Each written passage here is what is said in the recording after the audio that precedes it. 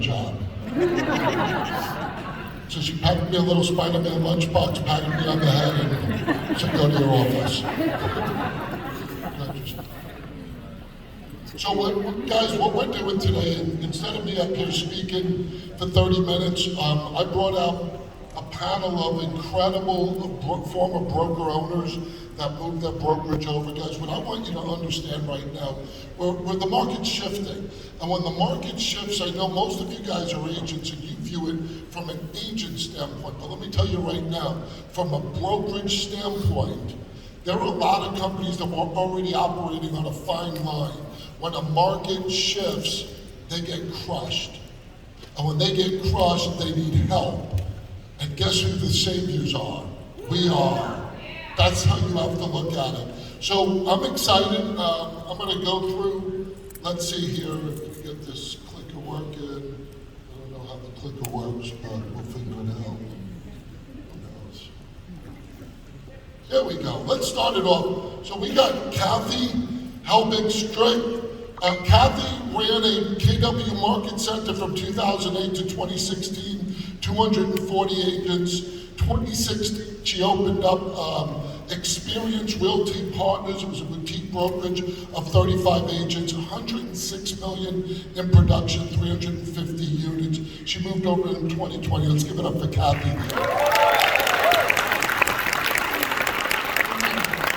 Then we got Frank. Frank here at the end. He owned Abbey Real Estate, 4 offices in Houston, San Antonio, Dallas, and Tyler. 472 agents, guys. 2,400 transactions a year. They were the fastest growing independent brokerage 4 years in a row.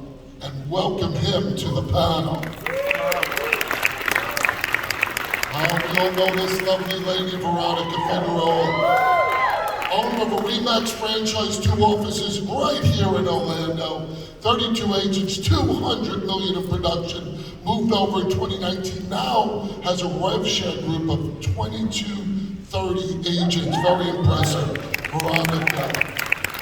And my buddy right here, Brian Allen, he owned 580 Realty for 2.5 years, 2 offices, southeastern Oklahoma, 32 agents, 468 transactions, 96 millions, just joined this year. Welcome, Brian. Last but not least, one of my good friends, Trish Turner.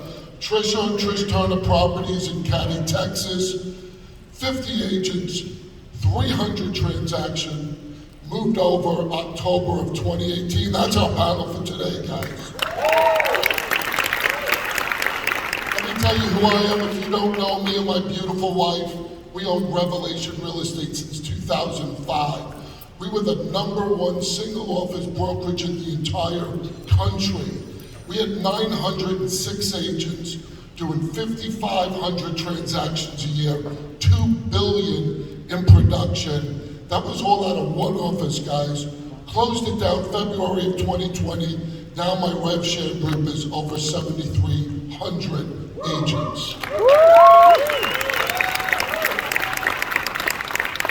So what I'm going to do, guys, right now, here's what I'm going to do. I want you guys to know the insight of what owner brokers think. I got some key questions. We're going to make it quick because it's a short session, so they'll all get a couple of questions.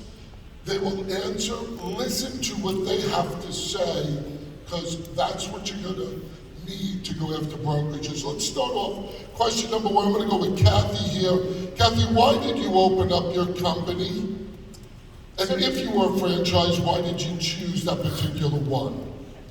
So I have 2 answers to that question. I was a KW franchise for 10 years. I chose going into a franchise because at the time I was looking at what else could I do besides selling houses. I wanted to kind of have a future plan of just not shopping houses the rest of my life, and I thought that was a good opportunity. One thing I will tell you though, and this is a good thing when you're talking with KW agents, what I had no idea is that I was handcuffing myself in an ownership position in a franchise. So I was held hostage for 5 years trying to get out of that. So that might be something to think about when you're talking to people that are considering going into a franchise. So after that 10-year run, I did finally was able to free myself, and at that point, funny, I was talking to Jason Guessing back then, and it was between going independent or going eXp. I went independent. But here I am today, a year ago today, or a year ago last week I came over, but I went independent just to kind of free myself of all that and figure out what my next direction was, but I always loved the eXp model. I was so close to pulling the trigger. I think it had 4,400 agents at the time when I was talking to Jason. And had I not just come out of what I'd come out of, I would have made that decision and be sitting here with 2,000 or 3,000 people in my downline right now. So Awesome. Veronica, we're going to give you that same question. We know you are a franchise. Why did you open up your own company?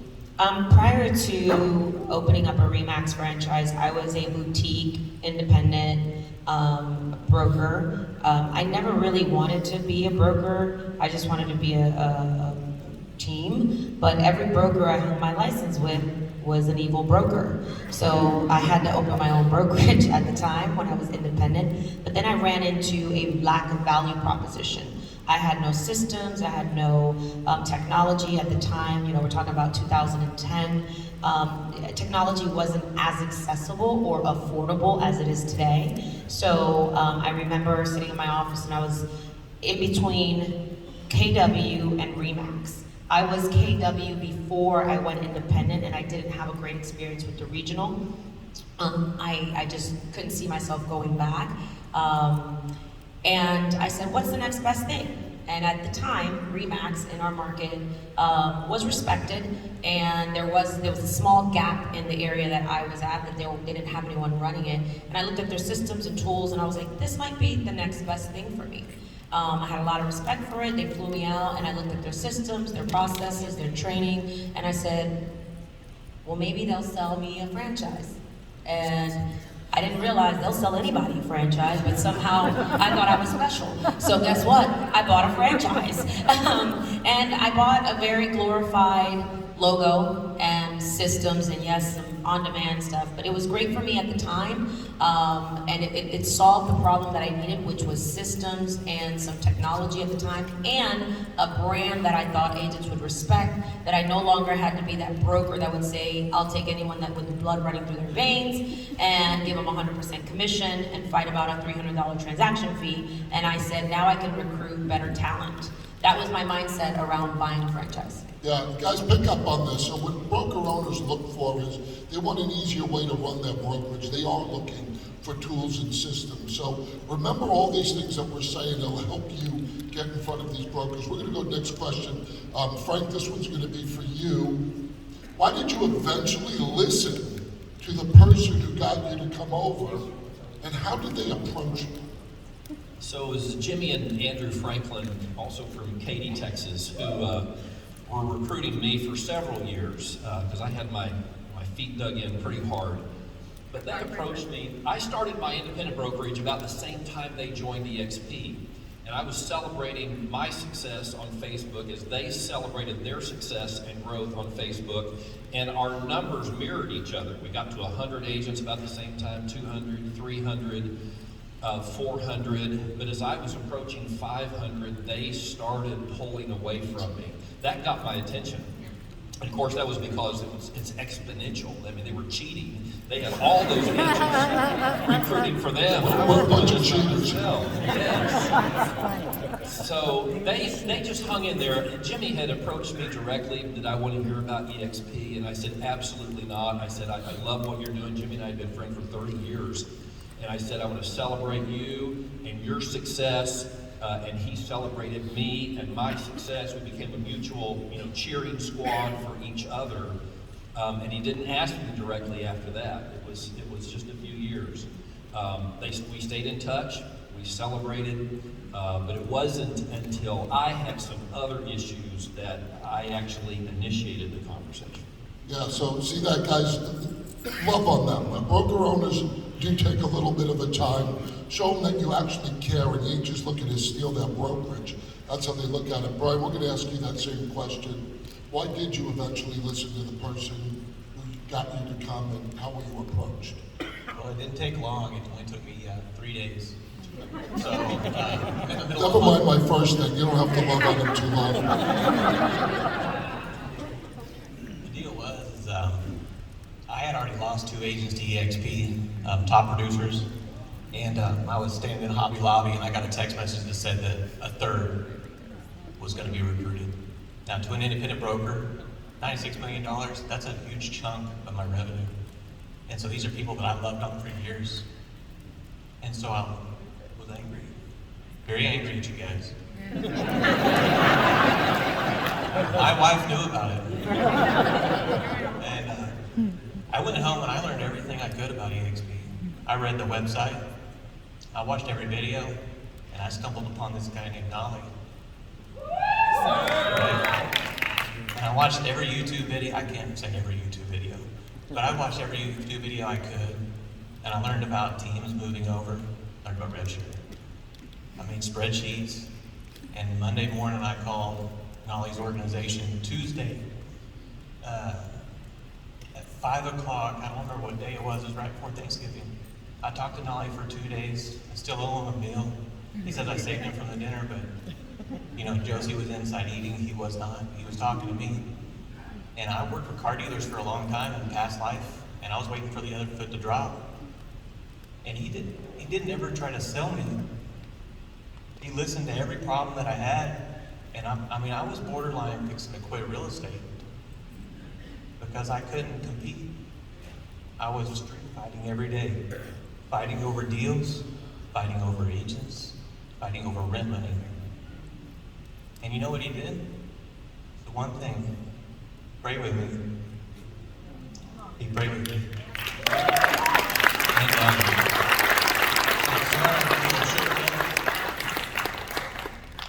But he said that changes the gate and it opens from the inside.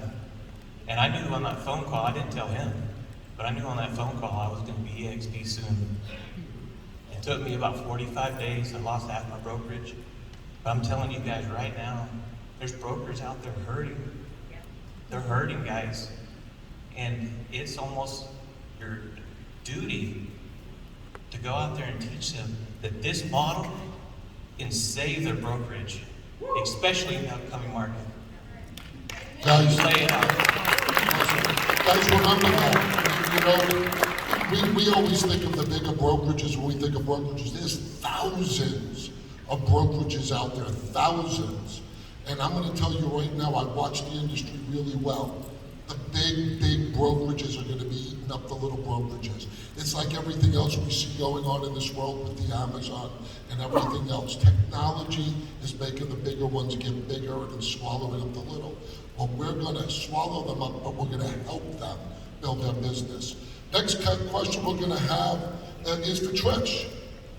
Trish, what was the toughest hurdle or mindset you had to overcome in order to make that decision to move? So I was in real estate as a solo agent for years, then got my broker's license in 2017, and I did it because I'd been at every big box company out there, Keller Williams, Shermax, all of them, and I didn't like any of them. I didn't like the models because I was a single mom and I was struggling and I was a top producer, and nobody ever offered help. Nobody ever was like, hey, try this. I just had to make it work and figure it out on my own. So I was always going to open my own office because I didn't want to ever have that kind of environment for agents. And so the focus was for me to open my own office, and I wanted it to just be small, like 10 of my friends. We're going to do our own thing, and nobody's going to tell us what to do. We're going to help each other. But we grew really fast, and we grew to 50 agents in 6 months, and most of them were KW agents, and so that was a huge problem. I had to hire all this staff, and when I had brought on all these people, like 50 of them came on quickly because they hated the KW model, and I was with Jay Kinder and Michael Reese, and I was in their coaching program. And Michael Reese calls me up one day, and I'd been in my company for about 2 years, and I already saw it was a problem. I was like, holy crap, I had no idea what I was getting into with this independent brokerage. Basically, I'm still the top producer, and I'm funding this, and this is not what the life I want. And so Michael calls me one day, and he's like, look, we need you to come to Frisco. You need to have a conversation with us, because what you got going on over there is not working. I'm thinking you're stressed out, and I was like, I'm so stressed out. I hate this life. Like, I was miserable. So I went to them, and I'd been in their coaching program for like 1.5 years. So I go to Frisco, I'm sitting at a table with Jay Kinder, he's across the table from me, Michael Reese is next to me, and Woods is across the table from me. And Jay looks at me and he goes, Trisha, look, you got a Blockbuster and eXp is Netflix, and we're gonna shut you down. Like, it's either gonna be today, 2 years from now, or 5 years from now. You're gonna be that lone Blockbuster sitting out there. Is that what you want? Because I'm pretty sure that's not what you want. And I was like, no. And I swear the conversation went on like way deeper for hours, but that was one of the most profound things ever said to me. And then Michael walked me to my car, and Michael was like, here's what I'm gonna tell you. You got 50 agents in your office when you go back home, and none of my agents knew I was talking to Mike and Jay about switching. Nobody knew. And he was like, they're gonna hate you. Most are not gonna come with you. They're gonna spread rumors about you. They're gonna try to destroy your life. But if you'll push through and trust in us, your life will never be the same. And it did. The same thing happened, and it was the hardest thing, but it's never been so Awesome. Sometimes a hard close is really good. You just got to know when to pull it out. Because I never forget, me and Ange sat across from a C21 broker owner, and at the end of the conversation, she's like, yeah, I don't think this is for me. And I said, that's okay, because I'm going to come in here and take all your agents. See how quick her mind changed. Anyway, next one, Kathy, you're going to get the same question. What was the toughest hurdle or mindset you had to overcome in order to make that decision? I think I had to overcome the past, for one thing, having a bad experience with another company. So I was independent, I was on my island, nobody's gonna tell me what to do, like what you said, Tricia. And then really it's ego. I think that's, and I don't wanna tell you that, you gotta be careful how you deliver that message because it can be offensive. But when you break it down, broker owners, like, that's their identity. My identity was my company, I was proud of that. And I had ownership of that, like that was my thing. And so it was hard for me to think about, I'm rolling into another company. I'm losing my identity, I'm losing my ownership, now I won't be able to sell, like all these things that I've been working up to for the years, it just kind of was weighing on, I don't know if this is right for me. But then really when I took a step back, I still own a company. I run a large team. I have an LLC as a company. It is a company within a company. So I just had to resolve that within myself. So I think practicing those conversations are critical, because you do need to broach that, because they're not going to tell you that, but that's exactly what they're feeling inside, is they're giving something up. The loss of their identity is what they had to deal with. So there was that, and then also just, I'm sorry, what was the last part of the question, Chuck? Now you can make me look for the question. But what was the largest hurdle or mindset you had to come to make that move? Yeah, for me it wasn't that big of a hurdle once I resolved in myself that I wasn't giving something up. But then it was going to be going back into growth patterns again. And I honestly thought it was a better option for my agents, so I wasn't afraid, and although I did lose a couple, honestly, when I broke it down, I had a couple different coaches, and one time the coach said to me when we were talking about recruiting, and I'm like, well, I need to really dial in my value proposition, and he said, you're the value proposition. And I was like, but I don't want to be the value proposition forever, because that's a lot of little birds chirping at me all the time, needing something, So I really felt like if I didn't make this move, then I was holding something back from my agents for my selfish self. That's what I came to, because I didn't necessarily want to. We were running a great business, we were fine, but I was also running in different directions. We were opening up mortgage divisions, we have title, we were doing all kinds of things. And I wasn't there as often. So then the liability piece of it started to weigh on me, because now I have managers, other people that were giving my agents direction and instructions and answers, but yet my name's on the dotted line of a lawsuit if that's wrong information. So all of that kind of started to play in, and I just thought, I don't really have a choice but to figure out how to make this work, because if I don't, each one of these agents will eventually leave. And like somebody said earlier, when you lose one of your biggest producers, that knocks a hole in your P&L for a very long time. It really makes you think, right? Yeah. Yeah, so guys, another thing that a lot of broker owners will say is they go, well, I'm concerned for my agents. What's in it for my agents? So Frank, we're gonna start off that question for you. So the question's going to be, What did you see this as a benefit for your agents coming over? Okay, so I went through a two-stage process in this transition. One was, is it right for me? I had some issues that needed to be resolved. And once I came to a conclusion that, yes, it would solve my short-term and long-term problems, then I had to go into a multiple-month vetting process to determine if it was good for my agents. And I was a little slow on the uptake. I didn't understand the rev share, the 7 levels. It was very, very confusing to me. And so I went through several months of many conversations with my sponsors, trying to figure all that out. Is this really going to be good for our agents? I had very successfully competed against eXp for several years, saying, well, I've got everything they've got, and I charge you less. And I believed that, and I shared it passionately and sincerely and very effectively. But when I started through this multiple-month vetting process, I came to understand that I didn't understand the whole eXp value proposition. I had picked out just 1 or 2 pieces and compared myself favorably to those.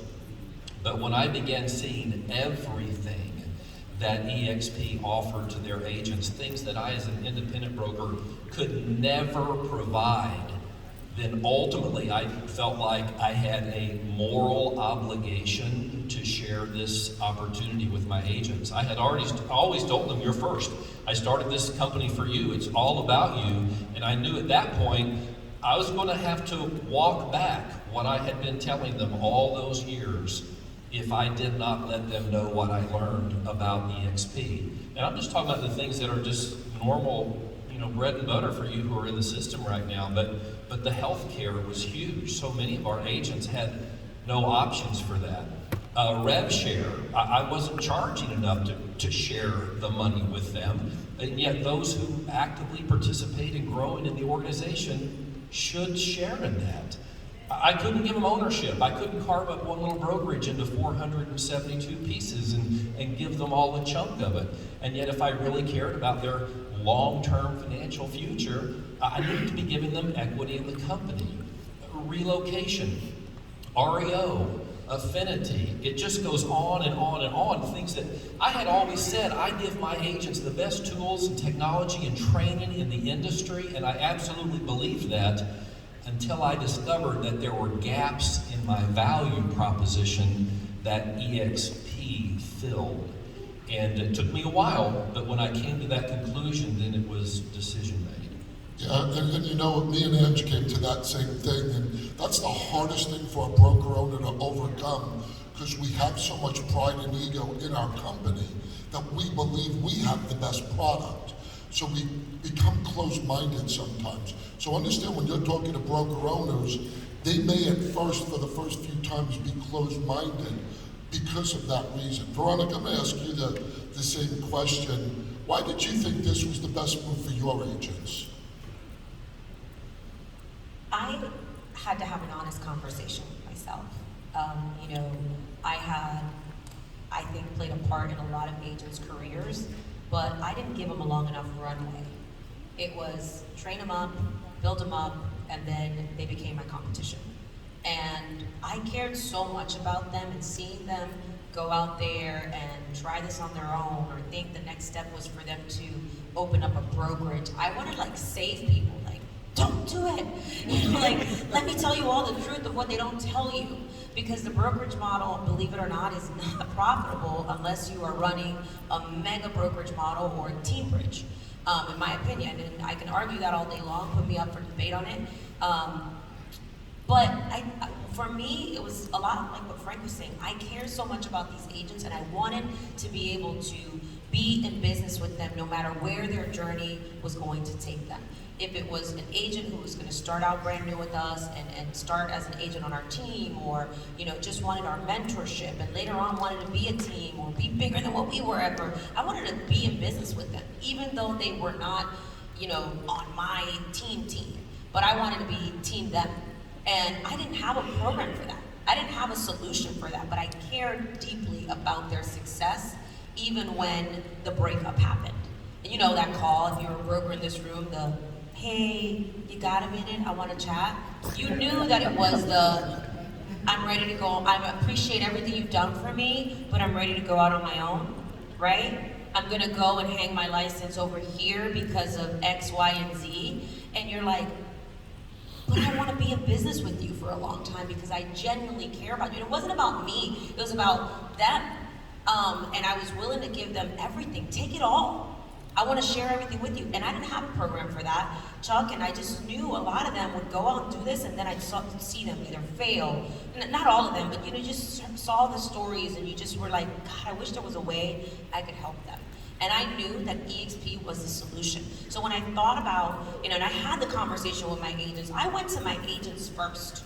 I went to top agents on my team, and I said, I am not making this decision without you, but I truly believe that this is the model that's better for all of us. I need your opinion. And I had one of my top agents, that to this day I thank him, he said to me, the minute he looked at this, he says, when are we moving? How soon are we doing this? And I think what I want you guys to know about brokers and this whole identity thing, right? People join people. And if they trust you, they'll go to the moon with you. And I remember the agents who went with me, they said, B, if you tell us we're selling real estate on Mars, we're selling real estate on Mars. Where are we going? And they came, and the ones who are loyal, they've stayed. Now, what do? They're running their own teams. And I still get to be in business with them. And I get to celebrate them. That's why I knew this was the better model for them.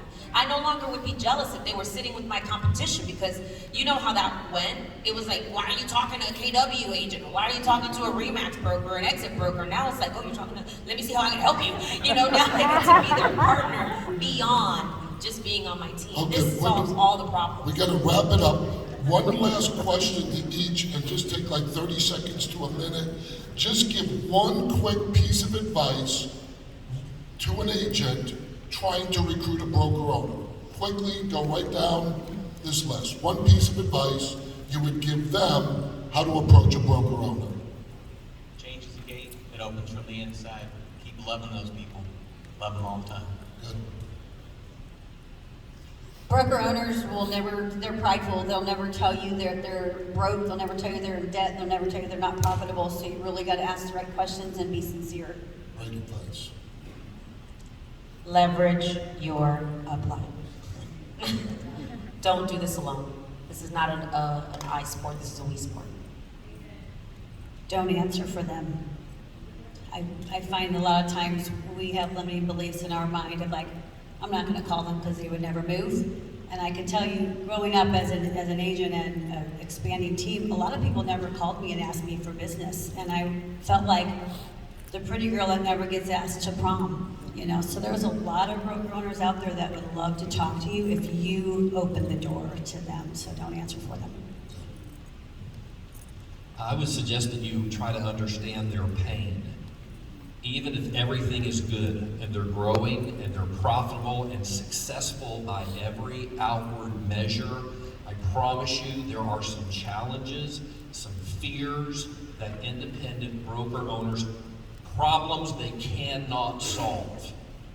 And if you could just spend time with them and talk with them and gain their trust, they'll share that with you. And in my case, eXp solved all of those problems. And guys, Nothing changes hands, the problem is solved, right? so to close it up, guys, first of all, understand no brokerage is off limits.